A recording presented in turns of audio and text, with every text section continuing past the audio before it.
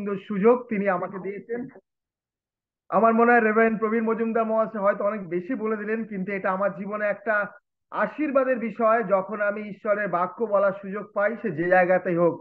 এবং এটা এটা একটা আনন্দের বিষয় যে আমরা একই ঈশ্বরের সেবা করি, হতে পারে আমরা বিভিন্ন দেশে আছি, বিভিন্ন জায়গায় আছি, কিন্তু যে টেকনোলজি ঈশ্বর আমাদেরকে দিয়েছেন সেটাকে আমরা সঠিকভাবে তার গৌরবের জন্য ব্যবহার করছি। এটাই হচ্ছে সবচেয়ে বড় আনন্দের বিষয়। আপনারা শুনলেন আমার নাম রেভারেন্ড পিয়াস দে। আমার জন্ম হতে পারে ভারতবর্ষে, কিন্তু আমার নারী বা আমার রক্ত বাংলাদেশ। আমার বাবা, যিনি বাংলাদেশ থেকে ভারতবর্ষে এসেছিলেন, আমাদের আদি বাড়ি হচ্ছে কয়লাঘাটা, খুলনা জেলার।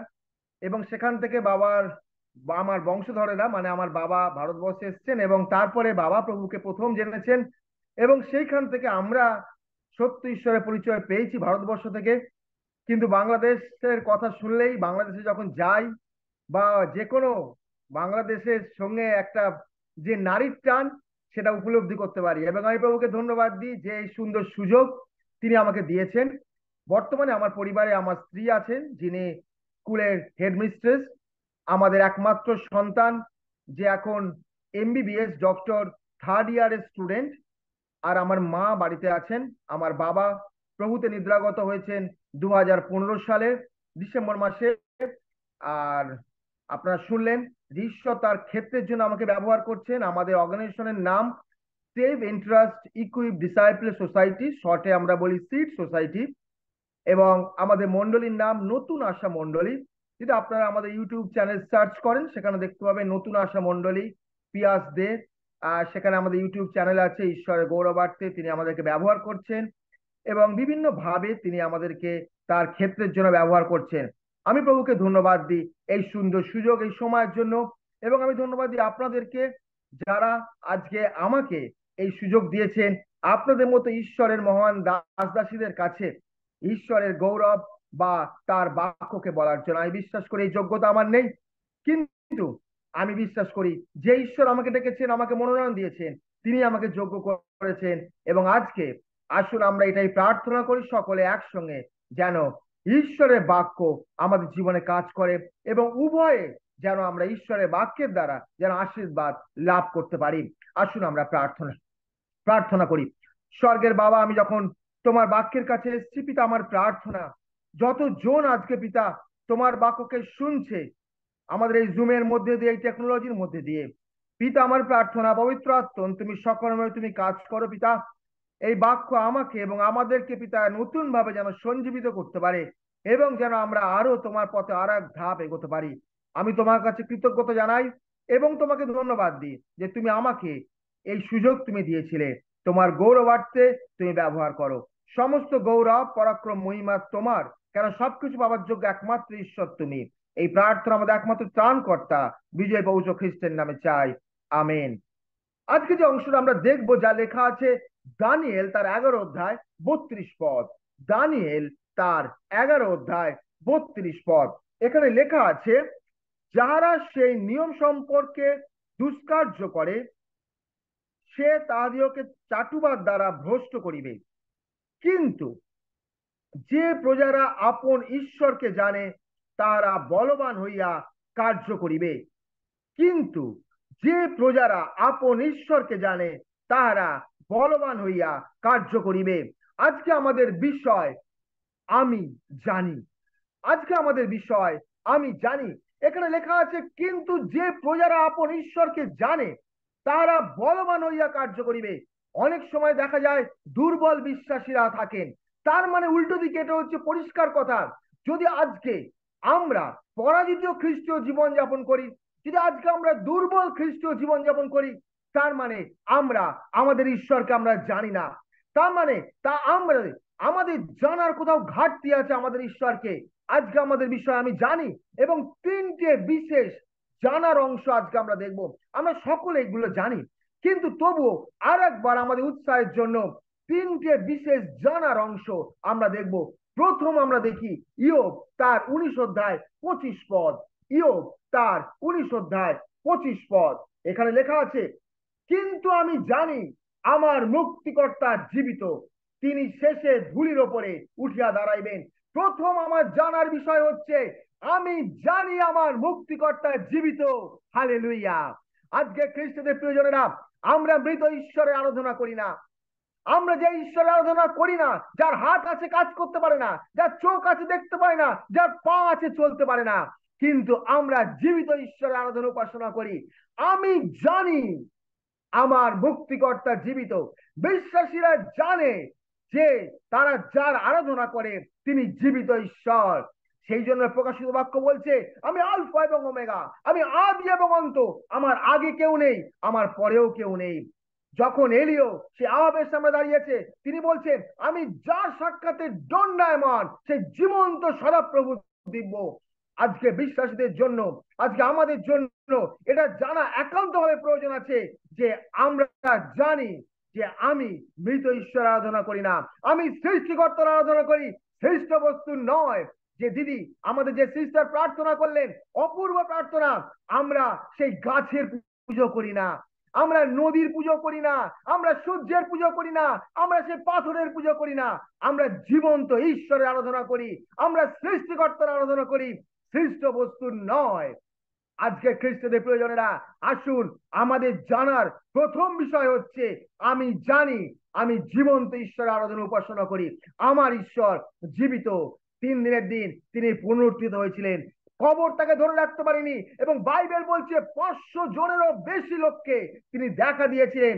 তিনি স্বর্গে গেছেন, এবং বিশ্বাসীদের জন্য এটা সবচেয়ে বড় প্রত্যাশা যে বিশ্বাসীরাও মৃত্যুর পরে তার সঙ্গে সেই সেই জায়গায় মিলিত হবে। বিশ্বাসীরা তার সঙ্গে তার পুনরাগমনে মিলিত হবে। রোমিও তার 8 অধ্যায় যদি 11 পদ দেখেন, সেইখানে লেখা আছে, আর যিনি মৃতগণের মধ্য হইতে যিশুকে উঠাইলেন, তাহার আত্মা যদি তোমাদিগতে বাস করে, তবে যিনি মৃতগণের মধ্য হইতে খ্রিস্ট যিশুকে উঠাইলেন, তিনি তোমাদের অন্তরে বসবাসকারী আপন আত্মা দ্বারা তোমাদের মর্ত দেবকেও জীবিত করিবেন। আমেন। এটাই হচ্ছে সবচেয়ে আনন্দের বিষয় বিশ্বাসীদের জন্য। বিশ্বাসীরা বিভিন্ন সমস্যার মধ্যে দিয়ে চললেও বিশ্বাসীদের জন্য এটা সবচেয়ে আনন্দের বিষয় যে বিশ্বাসীরাও একদিন সেইভাবে তার সঙ্গে মধ্যাকাশে মিলিত হবে। প্রথম করন্থীয় তার 15 অধ্যায় 19 পদে সেই জন্য সাধু পৌল একটা সুন্দর কথা বলেছেন, শুধু এই জীবনে যদি খ্রিস্টের প্রত্যাশা করিয়া থাকি, তবে আমরা সকল মনুষ্যের মধ্যে অধিক দুর্ভাগা। আজকে আমাদের প্রত্যাশা শুধু এই জীবন নয়, কিন্তু পরবর্তী জীবন। কারণ আমরা জানি আমরা জীবিত ঈশ্বর আরাধনা করি, কারণ আমরা জানি যে আমাদের ঈশ্বর মৃত ঈশ্বর নয়, তিনি জীবিত ঈশ্বর। বিশ্বাসীদের জীবনের সবচেয়ে বড় প্রত্যাশা হচ্ছে এটাই, বিশ্বাসীরা জীবিত ঈশ্বরের সঙ্গে অনন্তকালীন সেই সেই রাজত্বে বিশ্বাসীরা প্রবেশ করবে। তাহলে প্রথম আমাদের জানা হচ্ছে, আমরা জানি আমরা কার আরাধনা করি, আমরা জীবন্ত ঈশ্বর আরাধনা করি, আমরা মৃত ঈশ্বর আরাধনা করি না। দ্বিতীয় বিষয় আমার এবং আপনার জানার বিষয়, ইয়োব তার 42 অধ্যায় 2 পদ। ইয়োব তার 42 অধ্যায় 2 পদ, এখানে লেখা আছে, আমি জানি তুমি সকলই করিতে পারো, কোন সংকল্প তোমার অসাধ্য নয়। দ্বিতীয় জিনিস বিশ্বাসীরা জানে, আমার ঈশ্বর সর্বশক্তিমান। প্রথম জিনিস বিশ্বাসীরা জানে, আমার ঈশ্বর জীবিত। দ্বিতীয় জিনিস বিশ্বাসীরা জানে, আমার ঈশ্বর সর্বশক্তিমান। আমি জানি তুমি সকলই করিতে পারো, কোন সংকল্প তোমার অসাধ্য নয়। আজকে এই জানার বিষয়টা আমাদেরকে হৃদয় থেকে বুঝতে হবে। আজকের এই জানার বিষয়টা আমাদের মস্তিষ্কে নয়, আমাদের হৃদয়ে। যখন আপনি জানতে পারবেন যে আপনার ঈশ্বর সর্বশক্তিমান, তখন আপনি বলবান হয়ে কাজ করবেন। যখন আমরা জানতে পারবো যে ঈশ্বরের আরাধনা আমি উপাসনা করি তিনি সর্বশক্তিমান ঈশ্বর, তখন তার অসাধ্য কিছু নেই, তখন আমি বলবান হয়ে কার্য করতে পারবো। সেই জন্যই তো অব্রাহামের কাছে ঈশ্বর যখন প্রতিজ্ঞা করেছিলেন, এবং 99 বছর বয়সে যখন তার কাছে আবার তিনি তার সেই দর্শন দেখা দিয়েছিলেন, তিনি বলেছিলেন, আমি সর্বশক্তিমান ঈশ্বর, আমার অসাধ্য কিছু নেই, তোমার 100 বছর বয়সেও আমি তোমাকে সন্তান দেবার ক্ষমতা রাখি। যখন মনে আছে, যখন সেই ইসরায়েলরা যখন মসির নেতৃত্বে বেরিয়ে এসছে, পেছনে সেই ফরৌনের সৈন্যদল, সামনে সমুদ্র, এবং ইসরায়েলরা যখন কাঁদছে, তখন মসি কি বলছে, তোমরা নীরব হও, তোমরা নীরব হও, যে সৈন্য সামন্তকে তোমরা আজকে দেখতে পাচ্ছ সেটা তোমরা আর কোনোদিনও দেখতে পাবে না। কেননা যে ঈশ্বরের সেবা আরাধনা উপাসনা আমরা করি, তিনি সর্বশক্তিমান ঈশ্বর। জিরোমিওতে সেই জন্য বলছে কোন সংকল্প তার অসাধ্য নয়, তিনি করতে পারেন না এমন কোন কাজ নেই। যখন আমরা মিনিস্ট্রি শুরু করি এই সিল সোসাইটি, তার আগে ঈশ্বর আমাকে ব্যবহার করেছিলেন ইন্টারন্যাশনাল একটা অর্গানাইজেশন যার নাম হচ্ছে কম্প্যাশন ইন্টারন্যাশনাল। আপনাদের ওখানে মনে হচ্ছে বাংলাদেশে অন্য একটা কি বাঙালি নাম আছে, আমি ভুলে গেছি নামটা কি, কিন্তু আমাদের ইন্ডিয়াতে তার নাম ছিল কম্প্যাশন। 2010 সালে যখন ঈশ্বর আমাকে বললেন যে কম্প্যাশন ছেড়ে দেওয়ার জন্য এবং নতুন ভাবে নতুন দিকে তিনি যখন ব্যবহার করতে শুরু করলেন, এবং যখন আমরা কম্প্যাশন থেকে রিজাইন দিলাম এবং যখন প্রথম কাজ শুরু করেছিলাম একটা ক্যান্টিনে খাবার দেওয়ার কাছে, একটা খ্রিস্টান স্কুল, এবং সেই স্কুলের একটা ক্যান্টিন ছিল, এবং সেই ক্যান্টিনে দুপুর বেলা আমরা খাবার সরবরাহ করতাম। এইভাবে আমাদের মিনিস্ট্রি জীবন শুরু, সেটা 2010 সালে। যখন আমরা প্রথম দিন ক্যান্টিনে যেদিন আমরা উদ্বোধন করব, সেদিনে আমরা লোকাল একটা পাস্টরকে ডাকলাম কলকাতার, তিনি প্রার্থনা করলেন এবং তিনি চলে গেলেন। প্রার্থনা করার পরে যখন আমরা প্রথম আগুন ধরালাম সেই গ্যাসে, আমরা তো নতুন, এই বিষয়ে কিছু জানি না, কেননা ক্যান্টিন অভিজ্ঞতা আমাদের নেই। কোনোভাবে গ্যাসের পাইপটা লিক ছিল, আপনি অবাক হয়ে যাবেন, সঙ্গে সঙ্গে গোটা ক্যান্টিনে আগুন ধরে গেল।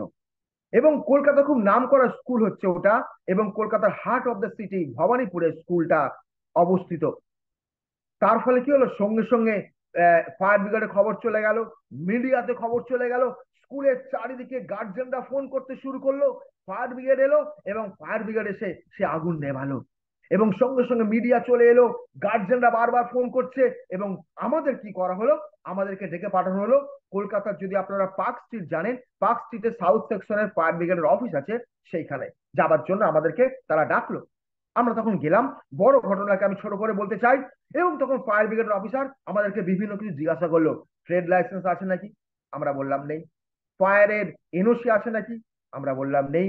এবং আরো আরো অনেক পেপার তারা জানতে চাইলো, আমাদের কাছে কোনো পেপার ছিল না, কেননা আমাদের লক্ষ্য হচ্ছে আমাদের মিনিস্ট্রিকে দাঁড় করানো, এবং সেই লক্ষ্য নিয়ে আমরা সেই ক্যান্টিনে কাজ শুরু করেছিলাম। তখন ফায়ার ব্রিগেড অফিসার বলছে, আপনারা যে অন্যায় করেছেন সে অন্যায় শাস্তি হচ্ছে মিনিমাম 3 মাস নন বেলেবল জেল এবং 10,000 টাকা করে ফাইন। আমরা কাঁদতে শুরু করলাম। 2010 সালের ঘটনা আমি আপনাদের বলছি, গল্প নয়।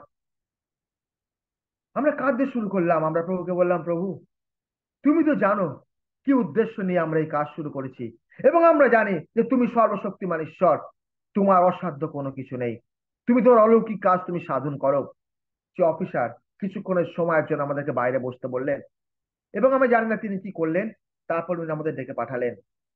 আমাদের যেখানে 3 মাস নন অ্যাভেলেবল জেল হওয়ার কথা, তিনি কি করলেন, তিনি বললেন যে কোন একটা জায়গা থেকে আমি অনুভব করছি যে আপনারা হয়তো ভালো ইন্টেনশন এই কাজটা করতে শুরু করেছিলেন, সেই জন্য আমি আপনাদের এগেনস্টে কোনো কেস দেবো না। মিডিয়াকে কি বলতে হবে আমি আপনাদের হয়ে বলে দেবো, আপনারা চলে যান লোকাল থানাতে, এবং আমি বলে দিচ্ছি সেই থানাতে গিয়ে কি করতে হবে। ভারতবর্ষ এবং বাংলাদেশ অলমোস্ট একই, পুলিশ বা সরকারি ডিপার্টমেন্ট আমরা জানি সবাই খুব করাপ্টেড। আমরা যখন থানাতে গেছি, আমরা তখন ভাবছি সে থানার অফিসার ছাড়বে না, সে নিশ্চয়ই মোটা টাকা ঘুষ চাইবে, তবেই সে আমাদের আমাদের সেই কেসকে উইথড্র করে নেবে।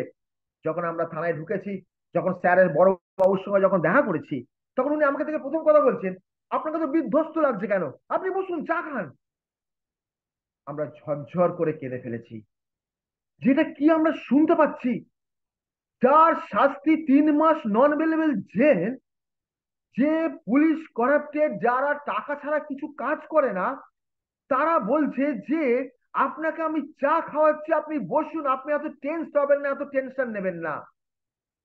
খ্রিস্টদের প্রিয়জনেরা, আমি আপনাকে বলতে চাই, এই উৎসাহ আমি আপনাকে করতে চাই, এবং আজকে আমরা যে ঈশ্বরের সেবা আরাধনা করি, সেই ঈশ্বরের কাছ থেকে সেই উৎসাহিত আজকে আমরা সকলে মিলে একসঙ্গে হই। আমার ঈশ্বর সর্বশক্তিমান ঈশ্বর, তার অসাধ্য কিছু নেই, তিনি করতে পারেন না কোনো কিছু নেই। 2010 সাল, যেদিনে মিনিস্ট্রি শেষ হয়ে যাবার কথা, যেদিনে মিনিস্ট্রি বন্ধ হয়ে যাবার কথা, আজকে 2010 সাল থেকে আজকে 2024 সাল, সেই দিন থেকে আজকের দিন পর্যন্ত প্রতিটা পদক্ষেপ আমরা দেখেছি কিভাবে ঈশ্বরের সর্বশক্তিমান হাত আমাদের উপরে, আমাদের মিনিস্ট্রির উপরে। আজকে যতজন আমরা জুমের মধ্যে দিয়ে ঈশ্বরের বাক্যকে শুনছি, আজকে যতজন ঈশ্বরের বাক্যকে আমরা শুনছি, প্রত্যেকের কাছে এই এই এই উৎসাহ আমি আপনাদেরকে দিতে চাই। যদি আপনি কোনো একটা জায়গায় ভারাক্রান্ত হয়ে থাকেন, যদি আপনি কোনো একটা জায়গায় চিন্তিত হয়ে থাকেন, যদি আজকে আপনি কোনো একটা জায়গায় ভাবছেন আমি কি করব, আজকে আমি আপনাকে বলতে চাই, যে ঈশ্বরের আপনি সেবা করেন তিনি সর্বশক্তিমান ঈশ্বর। যে ঈশ্বরের আপনি সেবা করেন তিনি জীবিত ঈশ্বর। তিনি আপনার প্রার্থনা শোনেন এবং তিনি আপনার প্রার্থনার উত্তর দেন। 3 নম্বর, আমার এবং আপনার জানার বিষয় কি? যোহন তার 11 অধ্যায় 21 এবং 22 পদ। যোহন তার 11 অধ্যায় 21 এবং 22 পদ। যোহন তার 11 অধ্যায় 21 এবং 22 পদ। আমরা জানি এটা সকলে, মার্থা মরিয়ম সেই লাসার যখন মারা গেছে সেই সময়ের ঘটনা। মার্থা যিশুকে কইলেন, প্রভু আপনি যদি এখানে থাকিতেন আমার ভাই মরিত না। আর এখনো আমি জানি আপনি ঈশ্বরের কাছে যে কিছু যাচনা করিবেন তাহা ঈশ্বর আপনাকে দেবেন। 3 নম্বর জানার বিষয়, আমি জানি আমার ঈশ্বর আমার প্রার্থনা শোনেন এবং প্রার্থনার উত্তর দেন। Amen, hallelujah. যে ঈশ্বরের আপনি সেবা করেন তিনি আপনার প্রার্থনা শোনেন এবং আপনার প্রার্থনার উত্তর দেন। আজকে যোহন তার 11 অধ্যায় 42 পদ যদি আপনি দেখেন, যিশু কি বলছে আমরা দেখি। লেখা আছে, আমি আমি জানিতাম তুমি সর্বদা আমার কথা শুনিয়া থাকো, কিন্তু এই যে সকল লোক চারিদিকে দাঁড়াইয়া আছে ইহাদের নিমিত্ত এই কথা কইলাম, যেন ইহারা বিশ্বাস করে যে তুমি আমাকে প্রেরণ করিয়াছ। আমি জানি যে ঈশ্বর আমার প্রার্থনা শোনেন। খ্রিস্টদের প্রিয়জনেরা, আজকে হয়তো আপনি প্রার্থনা করছেন, লুকে লেখা আছে প্রার্থনা করিতে করিতে নিরুৎসাহ হইও না, সর্বদা প্রার্থনা করা উচিত। আজকে হয়তো কোনো একটা বিষয় নিয়ে আপনি অনেক বছর প্রার্থনা করছেন, আজকে হয়তো কোনো একটা বিষয় নিয়ে আপনি চিন্তিত, আপনি ভারাক্রান্ত, আপনি ভারগ্রস্ত। আজকে ঈশ্বরের বাক্য আমাদেরকে উৎসাহিত করছে আমরা যেন প্রার্থনা করতে করতে নিরুৎসাহ না হই। ঈশ্বর আমার প্রার্থনা শোনেন এবং প্রার্থনা উত্তর দেন। আমি জানি আমার ঈশ্বর আমার প্রার্থনা শোনেন এবং আমার প্রার্থনার উত্তর দেন। তাই 3টে জানার বিষয় আজকে আমরা শিখলাম। প্রথম জানার বিষয় হচ্ছে আমি জানি আমার ঈশ্বর জীবিত। দ্বিতীয় জানার বিষয় হচ্ছে আমি জানি আমার ঈশ্বর সর্বশক্তিমান। 3 নম্বর জানার বিষয় হচ্ছে আমি জানি আমার ঈশ্বর আমার প্রার্থনা শোনেন এবং প্রার্থনা উত্তর দেন। অনেক বাইবেলের পদ আছে কিন্তু আমি দেখাবো না, কিন্তু শেষকালে আমার পরিবারের জীবনের একটা সাক্ষ্য বলে আমি শেষ করতে চাই আপনাদের সকলের উৎসাহের জন্য। আমার ছেলে যখন জন্মগ্রহণ করেছিল 2000 সাল, 2000 সালে ডিসেম্বর মাসে তার জন্ম হয়েছিল এবং 2000 সালে 14 ডিসেম্বর তার জন্ম। জন্মের কিছু সপ্তাহের মধ্যে আমরা বুঝতে পারলাম তার শারীরিক কিছু একটা সমস্যা হচ্ছে এবং সেই সময় আমরা ডাক্তারের কাছে তাকে নিয়ে গেলাম। চাইল্ড স্পেশালিস্ট দেখার পরে সে রেফার করলো কার্ডিওলজিস্টের কাছে এবং যখন পিডিয়াট্রিক কার্ডিওলজিস্ট তার পরীক্ষা নিরীক্ষা করলো, সে দেখতে পেল তার হার্টে একটা ফুটো আছে, 5 mm ফুটো। এবং সে বলল, যেহেতু একটা ছোট বাচ্চা আমরা এই অপারেশন করতে পারবো না, কিন্তু 6 মাস আপনারা সাবধানে রাখুন। 6 মাসের মধ্যে যদি এই হোলটা বড় হয় বা যদি হোলটা একই থাকে তাহলে আমাকে সার্জারিতে যেতে হবে। আপনারা জানেন হার্টের সার্জারি কত এক্সপেন্সিভ সার্জারি, এবং সেই সময়তে আমার সেই অর্থে কোনো কাজ বা চাকরি ছিল না। রেভারেন্ড প্রবীর বাবু জানেন আমি বিয়ে করিনি, আমার বাবা আমাকে বিয়ে দিয়েছিল। তার মানে কি? তার মানে যখন আমার বিয়ে হয়েছিল তখন আমার কাছে অর্থ ছিল না বিয়ে করার মতো, সমস্ত খরচ আমার বাবাই বহন করেছিল, যেহেতু আমি বাবার একমাত্র ছেলে। যাই হোক, ঘটনার চক্রে সেই সময় আমাদের পরিবারে কোনো অর্থ নেই। আমার স্ত্রী যখন সেই স্কুলে, যে স্কুলে কাজ করতো, তখন সে পার্মানেন্ট হয়নি, এখন সে হেডমিস্ট্রেস এবং গভর্নমেন্ট স্কুলে কাজ করে, কিন্তু তখন সে সেই জায়গায় কাজও করতো না এবং আমিও খুব অল্প অর্থ রোজগার করতাম। আমাদের পরিবার, আমরা তখন চিন্তিত হয়ে গেলাম কি করব আমরা।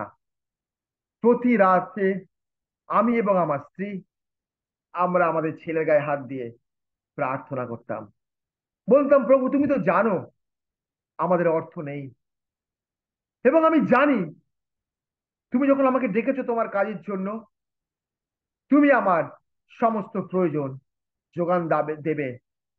তুমি আমার প্রার্থনা শ্রবণকারী, প্রার্থনা উত্তর দানকারী বাবা। আমরা প্রার্থনা করতাম এবং আমাদের প্রিয়জন, বন্ধু বান্ধব, খ্রিস্টীয় যারা আমাদের বিশ্বাসী, তাদেরকে আমরা প্রার্থনা করতে বলতাম। 7 মাস পর আমরা আবার গেলাম সেই হসপিটালে, এবং আমার স্ত্রীকে নিয়ে ভেতরে যাওয়া হলো তার ইকোকার্ডিওগ্রাফি করার জন্য। বাইরে আমি বসে আছি এবং আমি কাঁদছি, কারণ আমি জানি হয়তো ইকোকার্ডিওগ্রাফি ডেট দেবে, সরি, আমি জানি হয়তো সার্জারির ডাক্তার ডেট দেবে, কিন্তু কোনো অর্থ আমাদের কাছে নেই সার্জারি করার মতো। আমরা সার্জারি করতে পারবো না, জানি না কি হবে। যখন প্রথম আমার স্ত্রীকে ঢোকানো হলো, ইকোকার্ডিওগ্রাফি করছে, কিছুক্ষণ পর ডাক্তার তাকে বাইরে পাঠালো। আমরা জানি না, কারণ আমার স্ত্রীকে ডাক্তার কিছু বলেনি। আমি জিজ্ঞেস করলাম কি হলো, বলছি জানি না, ডাক্তারবাবু বললেন বাইরে বসতে। আবার আধ ঘন্টা 40 মিনিট পর আবার তাকে ডেকে পাঠানো হলো ভেতরে, আবার ইকোকার্ডিওগ্রাফি করার জন্য। বাইরে বসে আছি আমি, প্রার্থনা করছি, এবং আমার চোখ দিয়ে জল বেরোচ্ছে, কেন আমি জানি যে আমাদের একমাত্র সন্তানের আগামী ভবিষ্যৎ কি হবে আমরা জানি না। হঠাৎ ডাক্তার যখন সেই ইকোকার্ডিওগ্রাফি করছে সেই মনিটরে, সে আর দেখতে পাচ্ছে না কোনো ফুটো। ডাক্তার অবাক হয়ে যাচ্ছে, প্রথমবার সে আমার স্ত্রীকে বাইরে পাঠিয়ে দিয়েছিল, বড় বড় হসপিটাল, কলকাতার বড় হসপিটাল। সে কি ভাবছে তার কি মেশিন খারাপ? সে যখন কোনো ফুটো দেখতে পাচ্ছে না, তখন সে আমার স্ত্রীকে বলছে, আমি অবাক হয়ে যাচ্ছি, আমি কিছু দেখতে পাচ্ছি না। আমার স্ত্রী তখন চেঁচিয়ে উঠেছে, প্রেজ দ্য লর্ড। ডাক্তার তখন বলছে, আপনি খ্রিস্টান? আমার স্ত্রী বলছে, হ্যাঁ। ডাক্তার বলছে, আমি আমি যখন ইংল্যান্ডে পড়াশোনা করেছিলাম, আমি জানি যে আমি তখন চার্চে যেতাম, যদিও ডাক্তার খ্রিস্টান নয়। খ্রিস্টদের প্রিয়জনেরা, আমি আজকে এই সন্ধ্যেবেলা আপনাদেরকে এই বিষয়ে উৎসাহিত করতে চাই যে ঈশ্বরের সেবা আমি এবং আপনি করি, সেই ঈশ্বর আপনার প্রার্থনা শুনছেন এবং আপনার প্রার্থনা উত্তর দিচ্ছেন। যদি আজকে আপনি স্ট্রাগল করছেন, যদি আজকে আপনি পরিবারগতভাবে সমস্যার মধ্যে চলছেন, যদি আজকে আপনি ব্যক্তিগতভাবে বিভিন্ন প্রতিকূলতার মধ্যে চলছেন, আপনি প্রার্থনা করতে করতে নিরুৎসাহ হবেন না। আমার স্ত্রী যখন বাইরে বেরিয়ে এসছে, তার চোখ দিয়ে জল বেরোচ্ছে। আমি তখন জিজ্ঞেস করছি কি হয়েছে, বলছে ডাক্তার বলছে সার্জারির প্রয়োজন নেই। ডাক্তার বলছে আমি জানি না কি ঘটনা ঘটেছে, কিন্তু তার হার্টের কোনো ফুটো নেই। আজকে সে সুস্থ সবল জীবন যাপন করছে, এবং আজকে সেই ঈশ্বর, যে ঈশ্বর আজকে আমার এবং আপনার জীবনে যোগান দানকারী ঈশ্বর, আজকে আমার ছেলেকে, সেই ঈশ্বর মেডিকেল 3rd ইয়ারে, সে এখন স্টুডেন্ট। এটি আমাদের প্রার্থনা, আগামী দিনে তাকে যেন ঈশ্বর ব্যবহার করেন তার গৌরবার্থে। আসুন খ্রিস্টদের প্রিয়জনেরা, আজকের দিনে আমাদের জানার বিষয় হোক, আমি জানি আমার ঈশ্বর জীবিত। আমি সৃষ্টিকর্তার আরাধনা করি, আমি সৃষ্ট বস্তুর আরাধনা করি না।